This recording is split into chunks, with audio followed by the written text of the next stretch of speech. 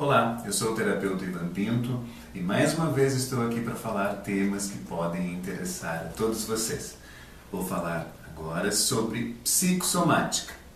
Eu sou meu corpo e meu corpo sou eu.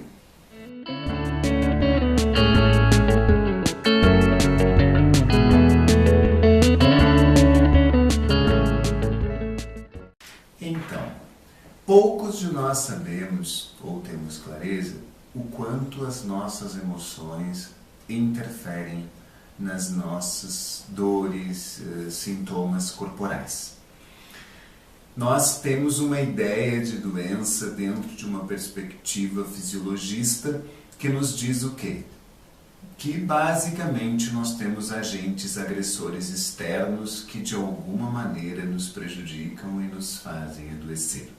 Pensamos em bactérias, vírus, sempre pensamos em algo externo, ou temos a ideia então de alguma disfunção interna. Mas poucos de nós têm a ideia de que um pensamento, uma emoção mal direcionada pode gerar sintomas físicos também. Então, se eu fico tenso com algo porque eu tenho medo, eu vou somatizar em áreas do meu corpo. Se eu tenho raiva, também eu vou somatizar em áreas do meu corpo. Se eu estou muito triste, também eu vou somatizar em áreas do meu corpo. E assim por diante. Os nossos órgãos, a nossa pele, ossos, etc., tudo tem, de alguma maneira, em suas células, memórias. E essas memórias, elas falam de um inconsciente corporal, que tem uma relação com o inconsciente psíquico. Então, dependendo de como simbolizam-se as coisas dentro de nós, é o caso, por exemplo, de coração. Quando se fala em coração, as pessoas associam com emoção, sentimento, quase que instantaneamente. No entanto, se sabe que a questão do nosso emocional é muito mais cerebral do que propriamente do coração.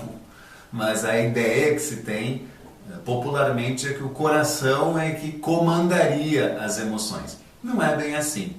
Embora o coração responda muito à questão emocional, todo mundo sabe, uma pessoa pode infartar por uma situação muito triste da vida ou por uma situação muito alegre, inclusive. Dependendo de como ela estiver, claro, ninguém vai morrer porque está alegre, mas se ela tiver algum outro problema, uma alegria extrema pode levar a uma situação de um infarto, por exemplo. Então, nós podemos entender que o nosso pulmão, por exemplo, muitas vezes tem relação com tristeza, que o nosso fígado muitas vezes tem relação com raiva, rins tem relação com medo, e por aí vai, nos ajuda a entender um pouco de por que determinadas áreas do nosso corpo doem ou apresentam inflamações.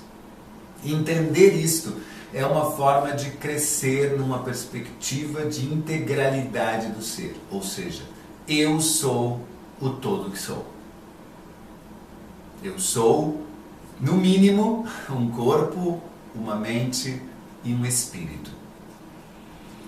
E esse entendimento certamente nos faz olhar para as nossas situações de vida, inclusive de adoecimento, de uma maneira muito mais ampla e libertária. A pessoa que entende os seus processos dentro da integralidade do ser consegue ter muito mais ferramentas para viver feliz, não só para se curar de doenças, mas principalmente para promover uma saúde e uma qualidade de vida muito melhor para si. Enquanto pensarmos que as nossas dores são causadas pelos outros ou por agentes externos, única e exclusivamente, ao invés de olharmos para as nossas tensões e situações emocionais, certamente teremos menos ferramentas para atuar nas nossas dificuldades. O nosso corpo fala, isso se diz num livro já bem antigo, que colocava nesses termos. O meu livro também, A Face Oculta das Nossas Doenças, fala disso bastante. Então, de nós podemos entender que existe algo que nós desconhecemos nas nossas dores. Existe algo que nós desconhecemos em nossos potenciais, principalmente. E esses potenciais reprimidos muitas vezes nos causam adoecimento mais do que situações de sofrimento em si. Um poeta não pode calar a sua poesia, ele precisa expressá-la. Da mesma forma que não podemos calar dentro de nós um grito de dor que está sufocado há muitos anos. O nosso corpo, o nosso ser precisa dessa expressão e precisa deste movimento. Em outras palavras, numa linguagem simples, tudo que se não se mover, emperra. E emperrando, adoece, trava, despotencializa. Então, dar esse fluxo emocional a tudo que há dentro de nós é uma forma de viver mais feliz, mais saudável. Entender o que é psicossomática, entender o que é essa integralidade, compreender que o despreendimento dessas crenças que limitam o nosso olhar sobre nós mesmos, fragmentando-nos em diversas coisas separadas. Então, isto é do corpo, isto é da mente, isto é do espírito. Não existe isto. Existe uma intersecção dentro desses processos que precisa ser compreendida. Se eu quero efetivamente viver feliz e ter saúde, eu preciso compreender esse processo, que não dá nem para dizer que existe relação mente-corpo, porque tudo é uma coisa só. Existe predominância física de algo, predominância psíquica de algo, mas não algo que pode ser dito como inteiramente físico ou inteiramente psíquico.